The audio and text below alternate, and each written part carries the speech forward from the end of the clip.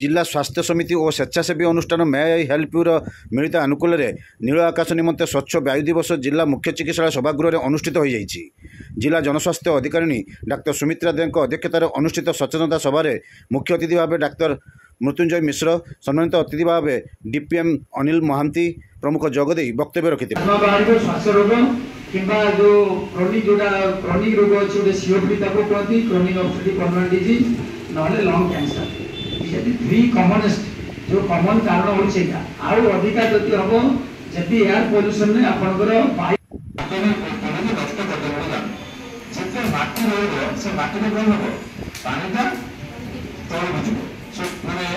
आमे तो कोथु तने ताको हम वाटर साइकिल प्रोजेक्ट अछि वाटर साइकिल जलछाया उद्देश्य जे माटी जते पानी अब्जॉर्ब कर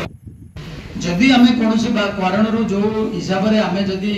ताको प्रॉपर्ली न करबा जो धुआं उडा बाहरियो आजिकाली जो जेमिति अरूप कहला जे धूप लगेगी रखी दोछंदी आपण ता भितरे घर भितरे धूप लगौछंदी झुणा लगौछंदी मशा धूप लगौछंदी किए जदि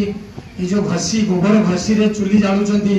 किंबा निया कोइला रे जालुछंदी कि काठ रे जालुछंदी